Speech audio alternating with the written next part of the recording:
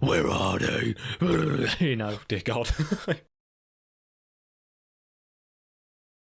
This basically all links back to that recovery thing I mentioned earlier. You know, when trying to do a combination, and I'm going to quote myself essentially in that, you know, those struggling to recover due to poor sleep, high levels of psychogenic stress, large calorie deficits, you might not be able to handle those a substantial or simultaneous amount of endurance and resistance training. So the reason I bring this up is the problem I see quite a lot. I do some work in a CrossFit box. I've been at CrossFit box before. I've seen it. I've been around it, and I see people lacking in recovery in a CrossFit class setting. Do you know what? I don't want to jump to conclusions, but purely anecdotal, evidence here, just completely what I've kind of witnessed and from what I know and what I've heard. So feel free to kind of like ignore everything I'm saying, as it's not really evidence based apart from my own anecdote. But it does seem that recovery is, I think in CrossFit it is talked about, but it's talked about more in like a putting a band-aid on kind of way. Like you'll hear things like, recovery drinks, recovery supplements, recovery massage guns, recovery, very, very heavy on the instruments and the supplements, but not the basics. Not so much in regards to load management, which I can understand is difficult because CrossFit is such a high intensity activity. But I do think that recovery is more of a novelty in CrossFit. But as I said, feel free to ignore me completely because it's not actually based on evidence, just my own experience. I don't want to say it's a novelty. It can be. You're right. It can be a novelty. I think the issue I find in a lot of cases is, we've spoke about this before in the CrossFit episode, is that this whole thing of the community side of it is very appealing. And people love coming back for more. And the problem with this is that because you're hard to auto-regulate yourself. Exactly, because you're paying a premium for a monthly membership, whatever, for unlimited classes. You can go as many times as you want in the month because you're paying a premium for it. Great. You enjoy going there. It makes you feel good. It releases that happy, that response in the brain, the endorphins, whatever, saying, oh, I'm loving it. So what do? You go back more and more. You then don't realise that this concurrent training effect's happening.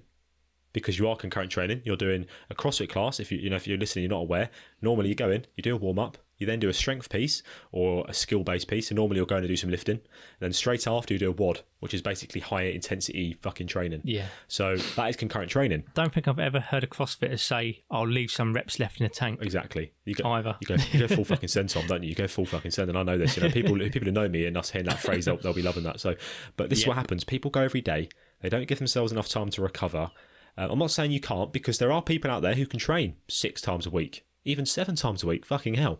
But the problem is, people aren't allowing themselves to recover. They're not managing their stress. They can be going through very stressful situations, lacking sleep, not fueling correctly, so not having enough food on board, not eating enough carbs, whatever. And they're still doing this extra training. If you're a recreational CrossFitter, and you are over time getting stronger and fitter, and you enjoy what you're doing, then who gives a shit?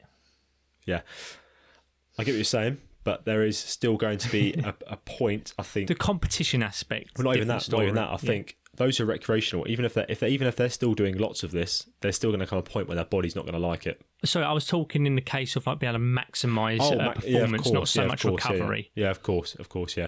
But that's what I mean about the concurrent training makes recovery more important, is what I'm trying to say. If I've made that clear, what I'm trying to say is that the interference effect will be larger because of the concurrent training, right?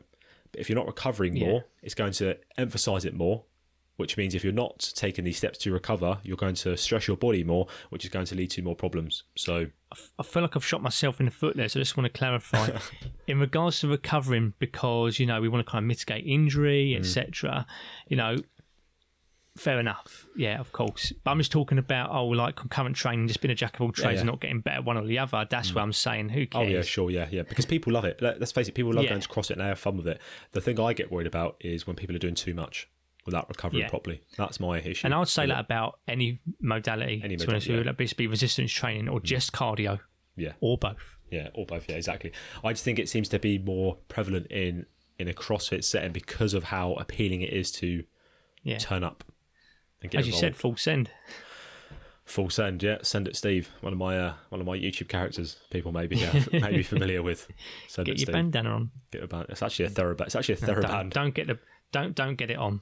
Don't get it That's on. in the garage, mate. I haven't got it now. It changes your personality. I've got a different colour now, mate. It's almost like a spell. It is a spell, yeah, you're right. It's different. Yeah. That's the thing about when you have different characters, mate. They're not all me. If they're all me, Like when the Joker puts on his face paint, Batman puts on the mask, Bill puts on the bandana. Oh, mate, you said that or face the paint thing. band. On Monday's new episode, there's actually a bit in there. I'm not going to spoil it, but there's a society line which pops up. Oh, Bill, I was going to suggest I would very much enjoy it if I did see a combination of, Send It Steve with the Joker.